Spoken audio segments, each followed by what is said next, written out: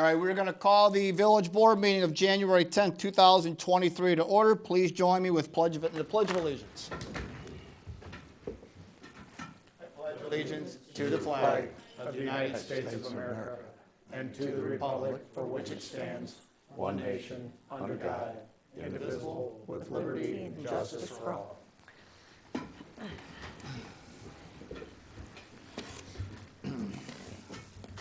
Lana, roll call, please. Mayor DeBold. Here. Trustees Brockman. Here. Carroll. Here. Chapman. Here. Kirkland. Here. Luciano. Here. And Selfridge. Here. Okay, everybody's here. With that, I want to thank everybody for coming back. First of the year, everybody had a little bit of a break between the Christmas and New Year's, and some different folks in our audience here this evening for a presentation. So thank you, everybody, for joining us this evening. With that, we'll move into our agenda item number B, letter B, I apologize. Any citizens wishing to address the village board? Seeing none, we'll move into our consent agenda for the evening. Item number 1 will be approval of the regular meeting minutes for December 13th, 2022. Approval of accounts payable in the amount of $802,906.75. Approval of payment in the amount of $10,710 to M.E. Simpson and Company for valve exercising. Approval of the payment in the amount of $44,033 to Rockwell Space Solutions for storage racks at PW facility. Payment in the amount of $70,671.10 to Hacienda Landscaping for the Diana Park and Kitts Corner Park reconstruction. Approval of the payment in the amount of $56,202 to New Toys Leisure Products for the Play Booster play structure at Diana Park. And finally, a payment in the amount of $38,295.62 to Fleet Safety Supply for build-out of 3 of our police vehicles.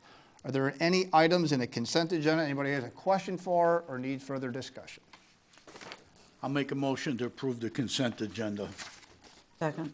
Motion Luciano, second Kirkland. Roll call, please. Carroll. Yes. Chapman. Yes. Kirkland. Yes. Luciano. Yes. Selfridge. Yes. And Brockman. Yes. All right, consent agenda is approved. We will move into reports, communications. I just want to thank everybody for coming back. Hope everybody had a good New Year. Relatively mild for this time of year, so enjoy it while we have it.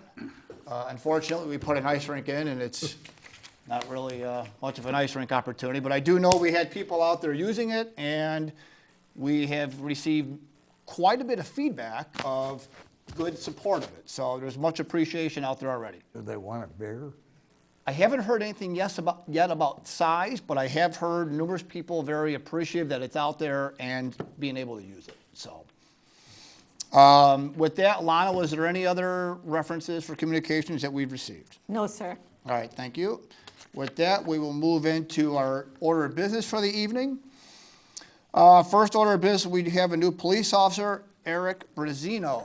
So if you bear with me for a minute, we will swear in our new officer.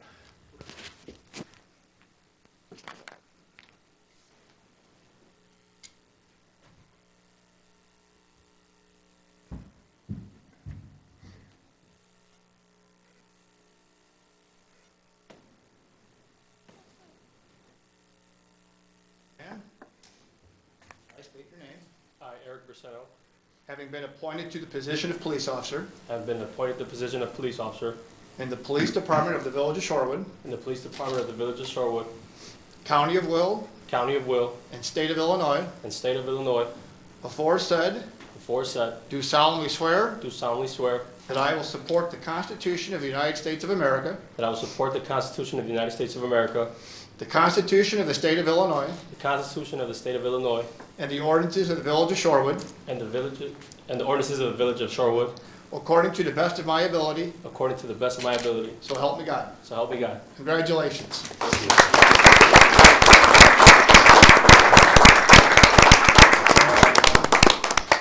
to continue?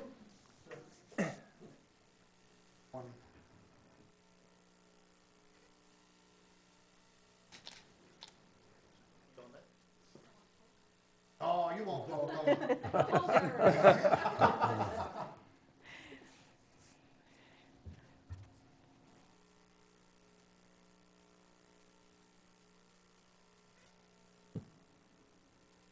pressure, everybody's watching.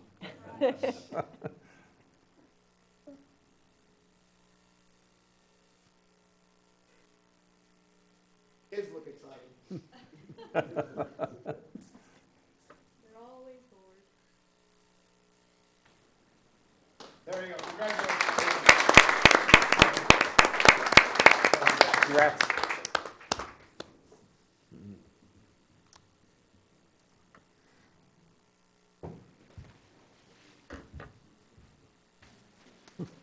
Thank you, guys. And I appreciate the officers that were on duty having the ability to get over here, our off-duty officers coming over to support the swearing in of new members. So thank you, everybody.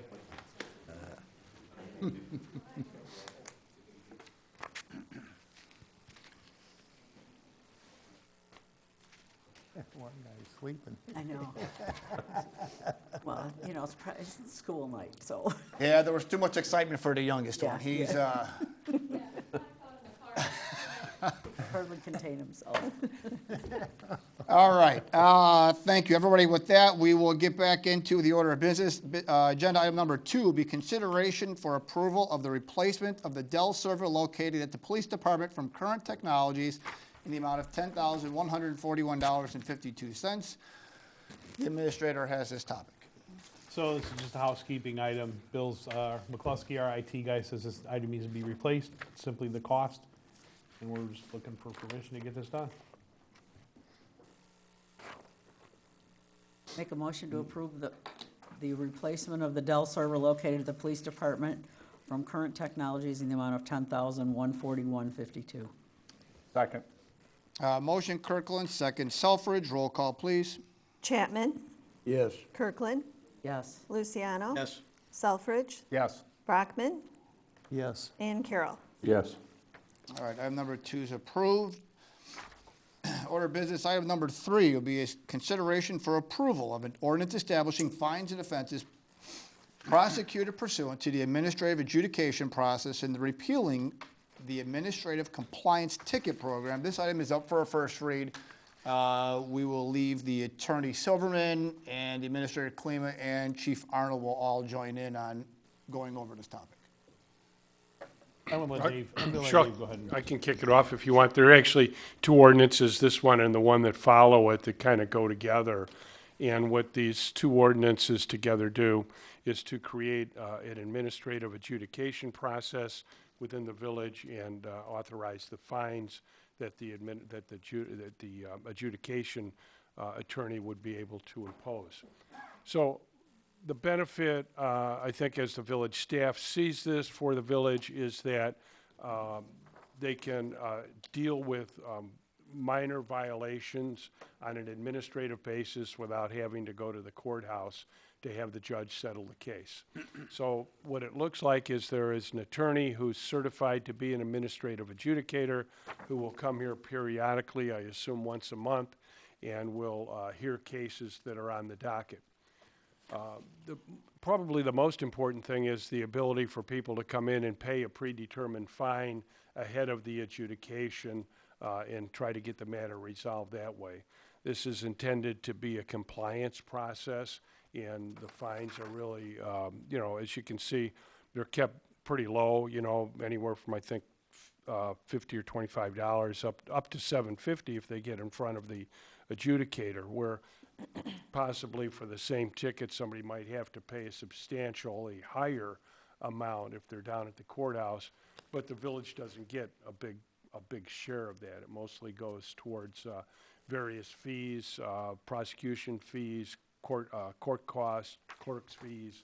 You know, there's just a whole list of fees, and by the time you get down to it, there's not a whole lot left over for the village. So this makes it easier for the officer on the street or one of Mark's people out in the field to write a ticket and have the people come in here. They don't have to go down to the courthouse, so it's more convenient for the people mostly going to be living in town, I would suppose, to get these tickets. Makes it a little bit more convenient for them. They can come to the window, they can pay their fine ahead of time, or if they want to contest it, they can go in front of the adjudicator and contest it. The fines are set forth on the schedule, and those fines apply if they pay it before the adjudicator hears it. The adjudicator is authorized to impose a fine up to $750 if he wants to, depending upon the circumstances. When a fine or other order is issued by the adjudicator, it essentially has the same power as a judge's order. It's actually a judgment against the person for the amount of the fine, which the village can then collect going forward. I think that's pretty much it. It should be a simplified process. We see it as a way for, the people on the street, whether they're in zoning or the police department, to issue a ticket. You may even end up with more tickets because the process is streamlined. They don't have to go down to the courthouse, and the consequences are not as severe for the people getting it. If there are people who we need to deal with in a more severe manner, we could ask the adjudicator for more fines if they don't pay it, or we still have the option to take them down to the courthouse if that's the most prudent course of action. So it's really designed to be an administrative process that's easier for the staff and easier for your citizens. So with item number 3, we're repealing the old, and item number 4. Yeah, I put in there, what we have is the administrative compliance tickets are in effect now, and I put in there that would be repealed effective April 1st. I assume that we have some in the system that need to sort through and get finished out. And the real difference between this and the administrative compliance ticket that we have now is under the administrative compliance ticket, it was strictly voluntary. If people didn't want to pay it, they didn't have to. It was a way to settle it with them ahead of time, but if they didn't want to pay it, then we had to issue a complaint and a summons and take them down to the courthouse. Where here, once the administrative adjudicator enters the order, it's a judgment that can be enforced, and we shouldn't have to go down the court on any of these, I don't think. Anybody have any questions on this, or? I do. On the fees, so the $75 one, for example, that would come to the village. All comes to the village. right? Okay.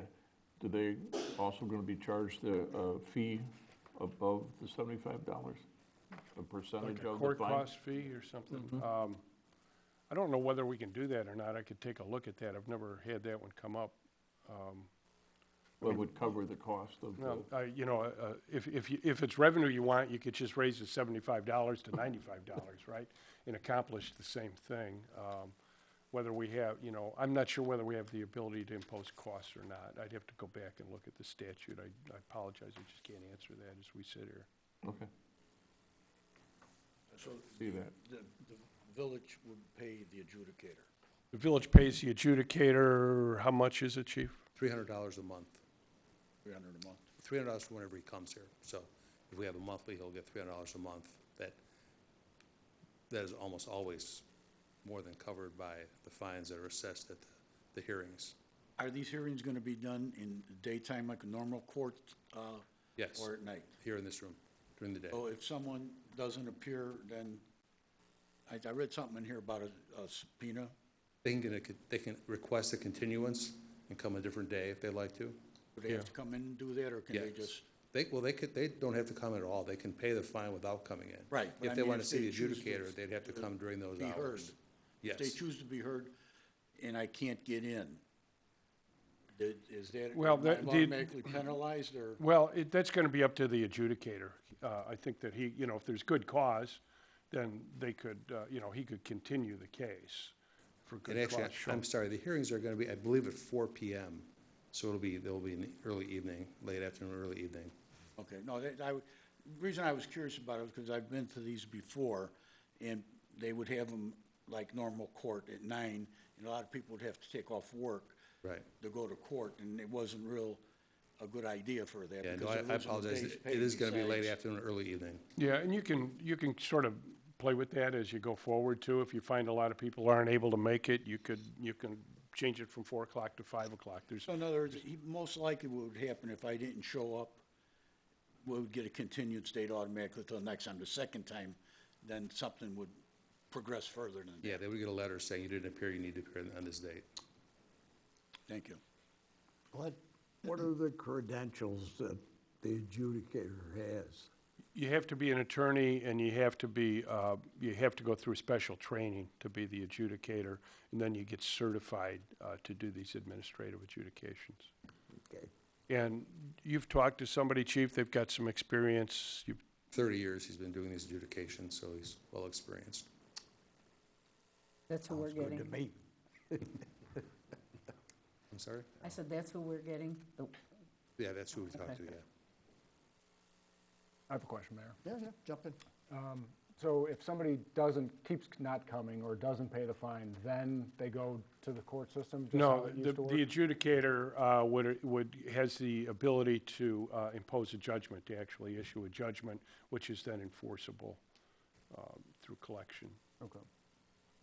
Yeah, the only way they get to the courthouse is if they want to appeal the decision of the adjudicator. So if somebody gets found guilty of speeding, or not, well, we can't, speeding's a bad example, because we can't do moving traffic violations, but somebody gets found guilty of a zoning violation, right? And they think that was improper, they have a right to what's called administrative review. So what happens is we build a record here in front of the adjudicator, and then the person who is aggrieved takes that record down to the courthouse, and he tries to get the judge to reverse it. There's no additional witnesses that are called. It's just based upon the record that's been created here. So they do have a right to appeal, and they can do that, but it's not a new trial for them. It's almost like, think of it like an appellate court. Who puts together that file? The educator or like our? Well, board it's staff? the person who is appealing would be responsible for doing that, but I'm sure we're gonna have some staff people that are involved with Yeah, that. our record supervisor will be there with the adjudicator. But I can tell you through the years that I've been with municipalities doing this, I've never seen one that asks to go to the circuit court. Most of the time, after the adjudicator gives his spiel in the beginning and explains the whole system, most are lined up to pay before it even starts, because it's such a lesser fine than going to the circuit court system because of the fees and fines that are not imposed here. So most of it is compliance. They pay it right away. On the $75 fee, one category, who determines if that is a one-time fee or per day? That would be based upon the charges that are brought in, it's almost like a complaint that's brought on the ticket, and you could charge them with multiple days. You know, our ordinances provide that each day is a separate offense. And that sometimes sounds good, but in practice, it doesn't always work out that way. I mean, if you write a person, the same ticket and say they did this 30 days in a row, like for a zoning violation, the adjudicator's not gonna be real crazy about that. If it's a continuing problem, then they're more likely to start imposing a daily fine. But it's the same way with the judge. I mean, the judges, if we take a case down there and say, well, you know what, you did this for 30 days in a row, they're gonna say, come on, let's get real, we wanna get this resolved. But it can happen. It depends upon the severity of the offense and all the circumstances. If somebody got a whole bunch of warnings and they continue to do the same thing, then certainly would charge them with multiple day offenses.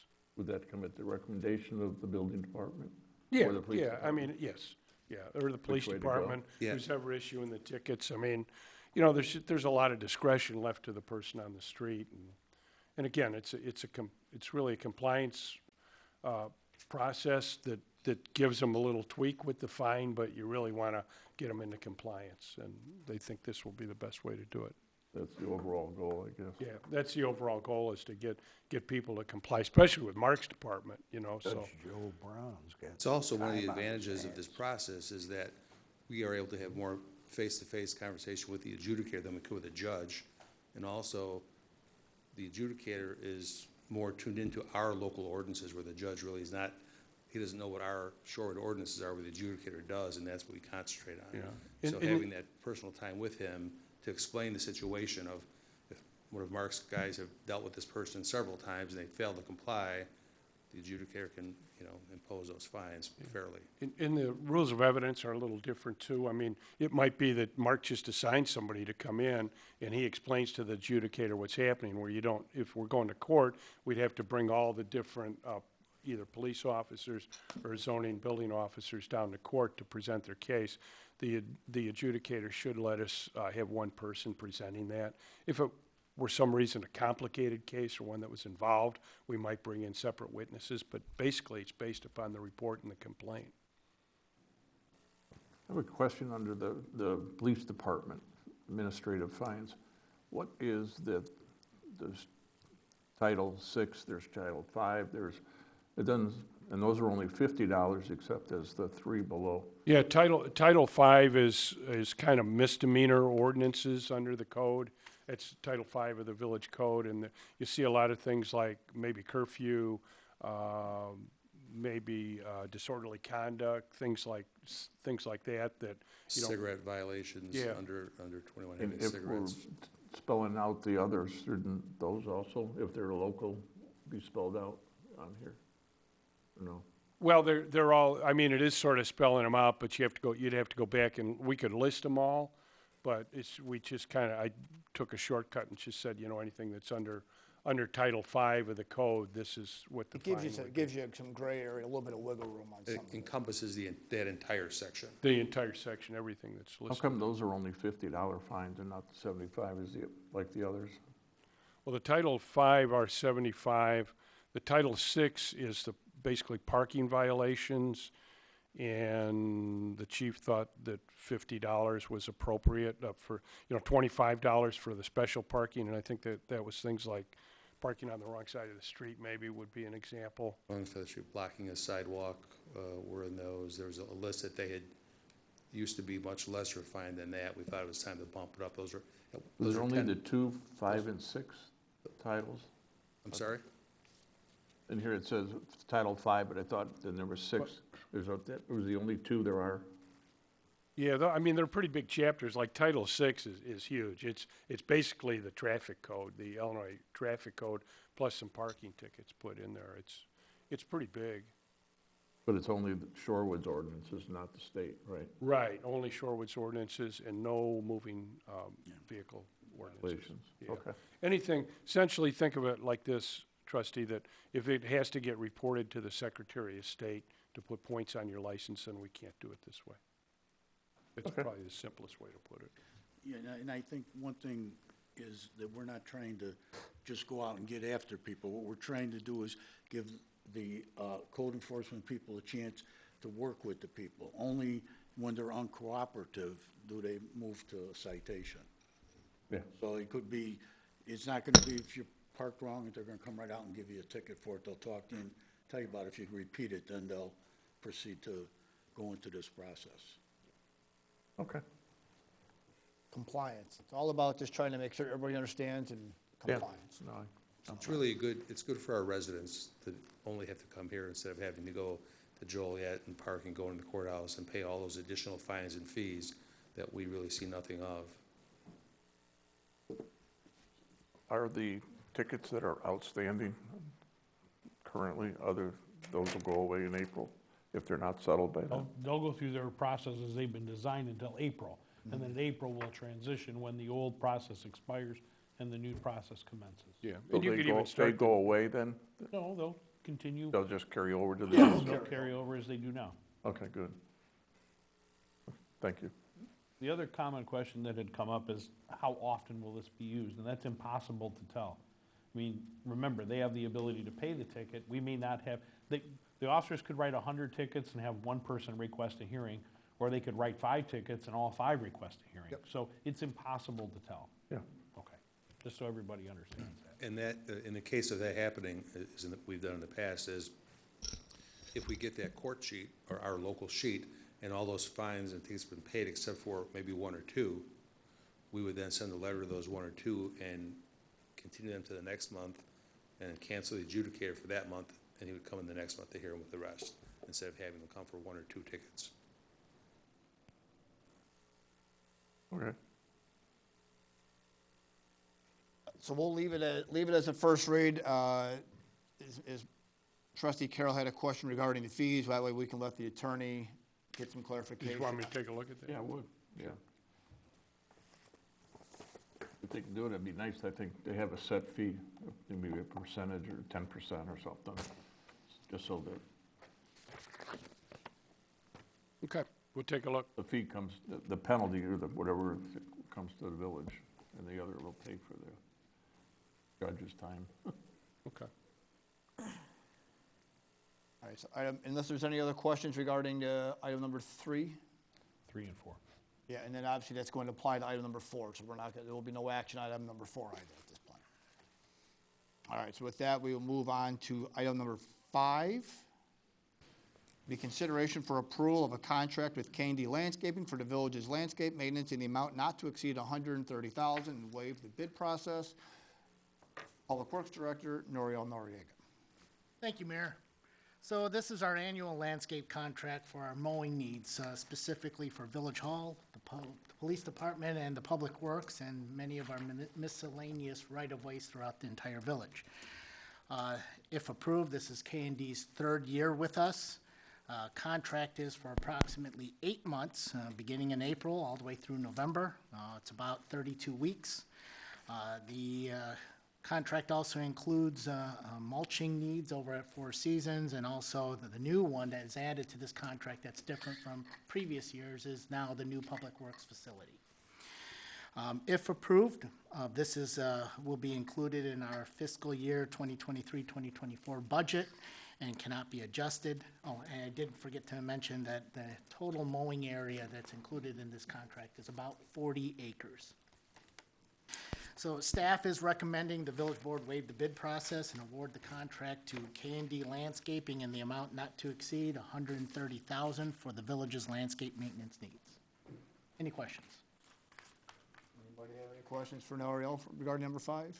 You mentioned waiving the bid process, but there's another, you called and got some numbers, I guess, comparison quotes? Yeah, so we did, of course, get K&D's number. We reached out to Dirty Deeds Lawn Landscaping, which gave a bid of almost $235,000. We also reached out to George's Landscaping, which they had in writing declined to submit a bid. Allied Landscaping did the same as well. Now, we did contact 2, possibly 3 others by phone, and if they're interested, please give us a call back, and we didn't receive any call back from them, such as like Brickman and Associates and Allied. Oh, we did Allied, Brickman and Associates, some of the bigger firms. Okay. Okay. That was all. Make a motion to approve a contract with K&D Landscaping for the village's landscape maintenance in the amount not to exceed $130,000 and waive the bid process. I'll second. Motion Kirkland, second Selfridge. Roll call, please. Kirkland. Yes. Luciano. Selfridge. Yes. Brockman. Yes. Carroll. Yes. And Chapman. Yes. Item number 5 is approved. Item number 6 will be consideration for approval of a proposal for professional engineering services with Christopher Burke for basin number 6, sewer and rehabilitation design and construction inspection not to exceed $104,500. Back to Public Works. Thank you, Mayor. So we're continuing with our I&I program. That's inflow and infiltration program, where we are trying to eliminate the amount of rainwater entering our sanitary sewer. This is following our 2016 flow monitoring report, which identified basins number 3, 5, and 6 with the highest infiltrations. The village was divided into 9 separate basins back when this was studied. If you recall, basin number 3 was completed in 2020. Basin number 5 is 2022. And now we're moving on to basin number 6, which is bounded by 52 to the north, I-55 to the east, South Road to the south, and Raven to the west. So again, this is going to be proposed in our upcoming fiscal 2023-2024 budget, where we will be requesting approximately $498,000 for our I&I program. This Seabelt contract is for both the design and construction, and they'll prepare the plans and specifications for bid. Our goal is to go to bid in June and July of this year, with a construction in the fall timeframe, which is scheduled around August, September, October timeframe as well. Due to budget restraints, we suspect that basin number 6 will also have to be phased in construction over the next 2 years. But that will be investigated as CBEL continues to review all the videotaping and see what are the actual needs as they determine what is needed for the project. And again, if approved, the budget cannot be adjusted, as we'll be projecting this in the next fiscal year budget. Staff is recommending approval of CBEL's professional engineering for both Phase 2 and Phase 3 design and construction services for our upcoming sanitary I&I basin rehab project totaling $104,500. Any questions? Nora, can you highlight over the last 4 or 5, 6 years, as we've been doing the I&I project, how many different leaks or problems they've been able to find along the way and we've been able to remedy? I don't have the actual number, but as they identify joint failures, service connection failures, we have been doing those spot repairs. Approximately per contract, there's about 10 spot repairs that we have done. Now, as the linear footage for the actual cast-in-place pipe, I don't have that on hand. Eventually, we're gonna have to do another flow monitoring report so that we hopefully show that we are reducing the I&I that is entering into the system. Overall, the program's been a success. The village has implemented this for, obviously, 4 to 6 years now. So we've had good success from over the years at fixing leaks and problems. Yes, Fair statement? fair statement. Any other questions? Motion to approve? I move to approve a proposal for professional engineering services with Christopher B. Burke, engineering for Basin 6 sewer and rehab design and construction inspection, not to exceed $104,500. Second. Motion Kirkland, second Luciano. Roll call, please. Luciano, Yes. Selfridge, Yes. Brockman, Yes. Carroll, Yes. Chapman, Yes. and Kirkland. Yes. All right, number 6 is approved. Business item number 7 will be consideration for approval of a contract with Eco Clean Maintenance for janitorial services for the Village Hall, Police Department, and Public Works. And we'll go back to Noriel. Thank you again. So we put together, with the assistance of Attorney Silverman's office and staff, we put together our request for proposal for janitorial services for our Village Hall, Police Department, and our new Public Works facility. If you recall, our existing contract with our janitorial vendor at this time, it ended in 2021, March of 2021, but they had continued service on a monthly basis through the pandemic and awaiting completion of the new Public Works facility. The contract is for janitorial services for all 3 of our facilities, including our police department, which is a 24/7 facility. Our request for proposal not only was based on price, but also considers experience, reputation, and performance of other municipal contracts that they had provided for references on the submittal. In review of the references submitted, staff is recommending to award Eco Clean Maintenance as the lowest responsible bidder to provide janitorial services to the village with a 2-year contract where each year is a total of $55,752 per year. Any questions? Any questions for Noriel on item number 7? Motion to approve? Move to approve a contract to Eco Clean Maintenance for janitorial services for Village Hall, Police Department, and Public Works. Second. Could you guys include in that motion that you find that Echo Clean is the lowest responsible bidder? To Eco Clean Maintenance as the lowest responsible bidder for janitorial services for Village Hall, Police Department, and Public Works. Thank you.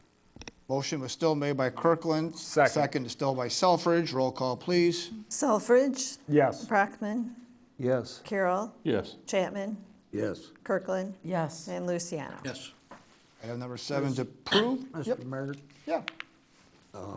with your permission, or with the board's permission, could I just back up to number 6? I have just one question to ask. Sure. And it's not, is any of that rehabilitation design part gonna be off on capital money instead of our expense budget?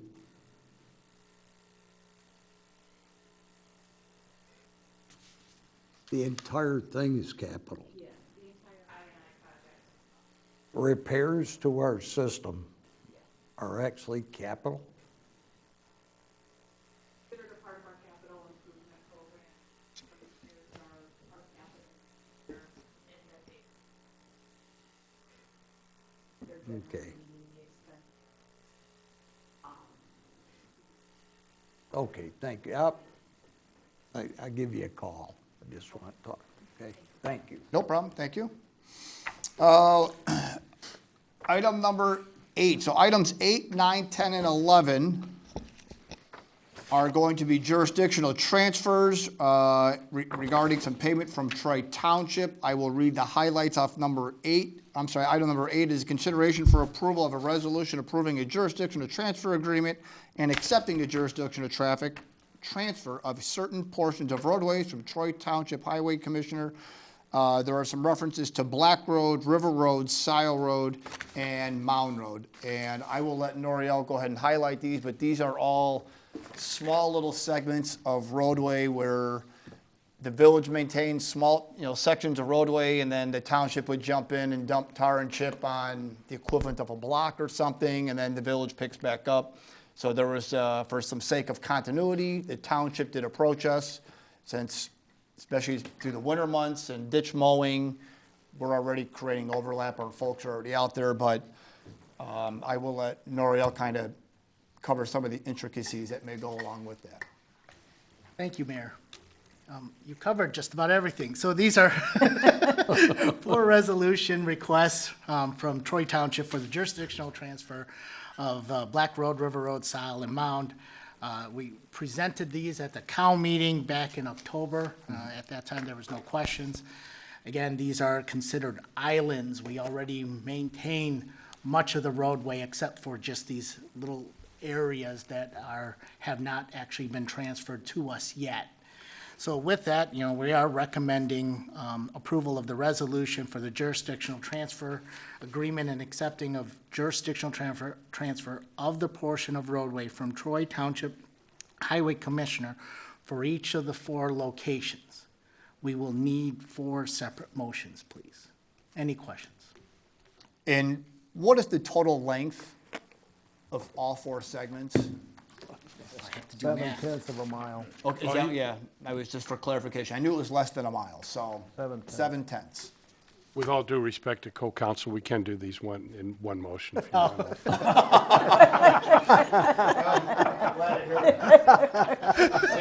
Streamline this a little bit. Does anybody have any other questions regarding items 8, 9, 10, or 11? Is this just for the snow, or is this just total? It's total Take it everything. over. It's taken over. Maintenance It's and everything, yes. Put another hat on, Noriel, so. Get my bill, sir. I was gonna say, no extra pay for that, though, Noriel.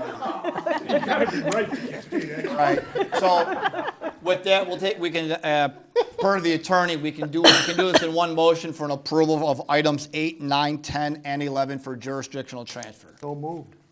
We have a motion by trustee Brockman. Second. Oh, Steve. And second by Tony Luciano. Roll call, please. Brockman, Yes. Carroll, Yes. Chapman, Yes. Kirkland, Yes. Luciano. Yes. And Selfridge. Yes. All right, items 8, 9, 10, and 11 are approved. With that, we will move into our report segment. We'll start with Building Department. Mr. Dudash. I'm sure you guys have noticed the Verton House demolition is nearing completion, and it seems to be just about there, a couple more days. And that's about it. That's all I got. Any questions? Any questions for Mark? Or? Nope. Okay. Community Development, Ms. Engel. Thank you. Okay, we've got a couple of businesses that will be opening soon. Deals and Treasures will be opening next to Marshall's. They essentially buy up return merchandise and things like that, and they sell them. They open up on Thursdays, and then items progressively get cheaper throughout the week until they liquidate them on the following Wednesday, close on Thursday, and restock. So it'll be a different type of business. That'll be open right next to Marshall's. We've got a new place called La Michoacana. It is a Mexican ice cream and essentially like frozen treat shop. It's going to open up in the old Crew Clips space on the outlet to the Home Depot. We've got 2 new businesses coming to Apple Tree Plaza. One is Molly Maid, and the other one is Express Med Spa. 2 T's is getting close. They're hoping to open in about a month across the street from Home Depot. Adora Nail Studio is taking over the Sunrise Nail Studio next to Buffalo Wild Wings. Wingstop is getting close, right, Mark? Or is it open yet? They have a CO, so they're either just They're opened open. or are in the I process. saw people coming and They're going. open. up Yeah. there. Just open, Perfect. all right, we knew they were close, so. Yeah. They're very close, yeah. Pizza Ranch is ongoing. We've spoken with Mr. Maddox, and he still hopes to start construction on the Hamptons in the spring. We've got a couple of other businesses. Lacey's Nail Salon is open at the Salon Suites. Lava Vape and Tobacco Shop is open at Shorewood Commons 2. Lush Med Spa is open at Elegant Salon Suites. Paper or Plastic Sports opened a secondary office space to support their store on Brook Forest. And there was a ribbon cutting today for State Farm. It's been open for a couple of months on Sharp Drive. Comp plan is coming along. Their consultants are well into the draft. We've worked with them closely, and we're on track to have that approved by the end of the fiscal year. We're hoping to have the public hearing at the very beginning of March, and just because that's going to be a hefty public hearing and a big document, at the February Plan Commission meeting, we were going to go over the outline with the Plan Commission, kind of what to expect, just sort of to get them ready so that when they get that hefty document and they have to, read through 135 pages line by line, they know what they're doing, what they're looking for, and we can hopefully get it in front of you guys pretty quickly. Any questions for Natalie? Okay, thank you. Finance? Thank you.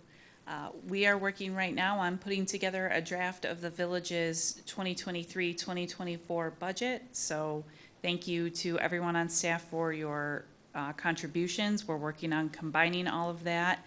And the administrator will be doing a review so that we can get you all a draft of that document in advance of our budget workshop.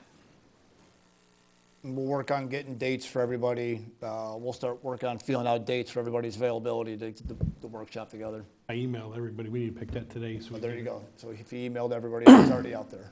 So we looked at a Monday, a Wednesday, and a Tuesday. So it's, I think, Monday the, one second, let's do this right, so we don't screw it up. So Monday the 6th, Wednesday the 15th, or Tuesday the 21st. Those were the dates I emailed out to everybody. So the earlier the better. Yeah, please take a look and just get some sort of a response back to Aaron at your convenience. We can kind of see what everybody's availability is and what we can do. What was that middle one? The middle one is Wednesday the 15th or Tuesday the 21st. So the 6th, the 15th, and the 21st. And I'll just, if I don't hear from people by the end of the week, I'll call you. All right, thank you with that. And Parks.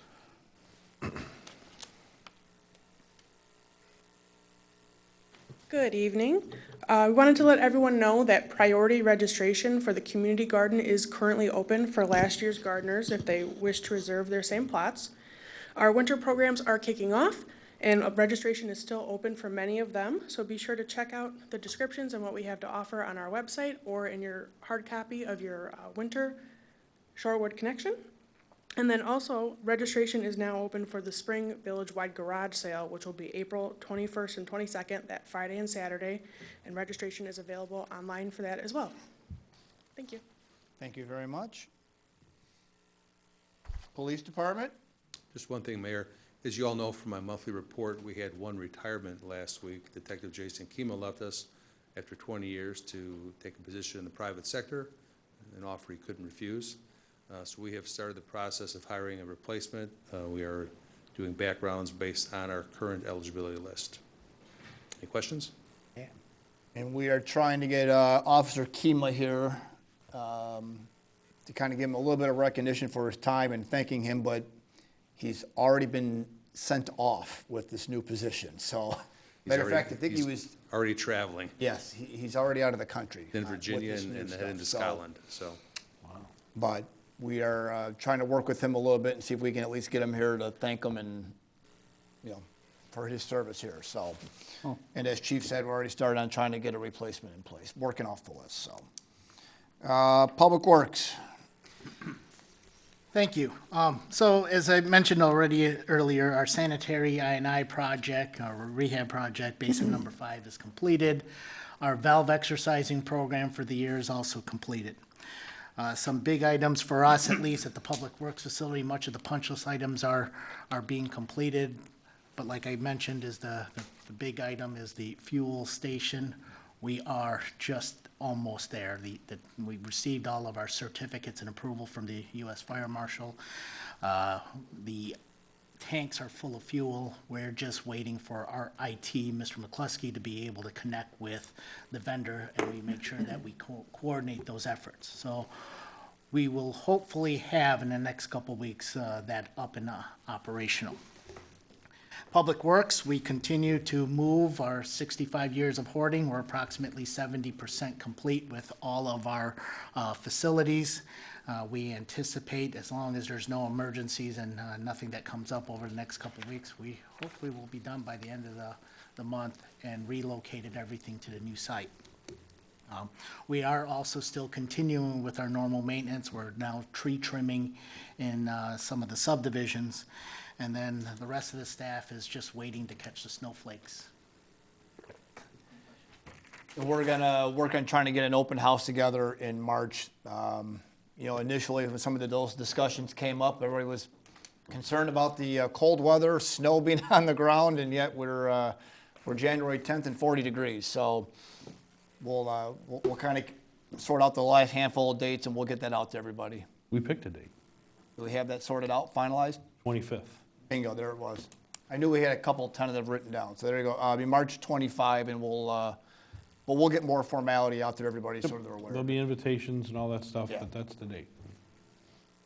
Thank you. Public Works will have the floors mopped, and it'll look spick and span, organized, ready to go. Now we have janitorial service. All right, with that, we move into Village Administrator. So just a couple of quick things. Number one, there's been a lot of questions about the old Public Works facility, the vegetation clearing. All of that was on IDOT property relative to the projects going along Interstate 55 and along Route 59, approaching the diverging diamond. That's got nothing to do with us. So is everybody maybe aware that vegetation that the administrator is referring to on what was the old ramp coming off of 55 onto 59? If you look at the divergent diamond layout, that is the new exit ramp that's gonna go right through the middle of that ramp. So that's why that big berm, the vegetation was cleared, that berm will come out. That all plateaus up to where Sile Road and Route 59 currently sit. So that berm of, that hill of clay comes down, it all becomes part of the new ramp system for the divergent diamond, so. But again, as the administrator mentioned, that's all being done by the IDOT, not us. Right. So, Okay, so in addition to Detective Kima retiring, everybody knows Luke moved on to Brookfield. I'm finalizing plans with staff this week, and the announcements will come out about how we're going to recalibrate and reorganize the Recreation Department. Mark unfortunately received a resignation letter from one of our building inspectors and a clerk. One of the building inspectors decided to move on elsewhere, and unfortunately Jennifer, the clerk, has some family problems, and she's going to be caretaking for a close family member. So we'll be filling those positions as well. So just a series of succession, that's normal business, and we'll get those filled as quick as we can, okay? any questions for Aaron? All right, with that, we'll move over to trustee comments. Trustee Brockman. Thank you, Mayor. As Natalie indicated, our planning and zoning will be the first Wednesday in February. Too early for an agenda right now. We'll have that for the next meeting, I'm sure. So, thank you. No problem. Trustee Carroll. No comment, nothing. No problem. Trustee Chapman. Nothing. No problem. Trustee Kirkland. I have nothing as well. Okay, trustee Luciano? The Citizens Advisory Committee will be meeting back again on January 26th at 7 PM here at the Village Hall.